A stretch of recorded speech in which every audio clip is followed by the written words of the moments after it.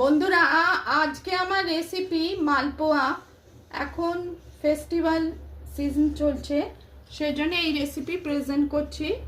আমরা উৎসবের সময় এরকম রেসিপি তৈরি করে থাকি। আমি কিভাবে করেছি আমি বলছি। আমি আটার মালপোয়া তৈরি করেছি। 1 কাপ আটা, 1/4 সুজি, আর একটুখানি মৌরি আর ছোট এলাচ দিয়ে, আর 1 কাপ ঈষদ উষ্ণ দুধ দিয়ে একটা ব্যাটার তৈরি করেছি। একটা জায়গায় 15 মিনিট রেস্টে রেখেছিলাম ব্যাটারটাকে।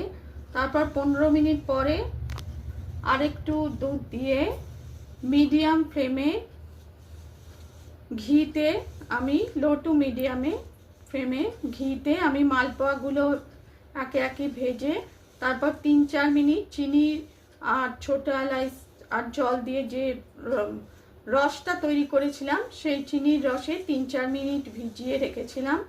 তারপর আমি আপনাদের সামনে ডিশে রেখে প্রেজেন্ট করছি। কাজু আর পেস্তা দিয়ে গার্নিশ করেছি। রেসিপি পছন্দ হলে লাইক করবেন, চ্যানেলটিকে সাবস্ক্রাইব করার অনুরোধ রইল। টেস্টি মালপোয়া ফেস্টিভ্যাল সুইট রেসিপি।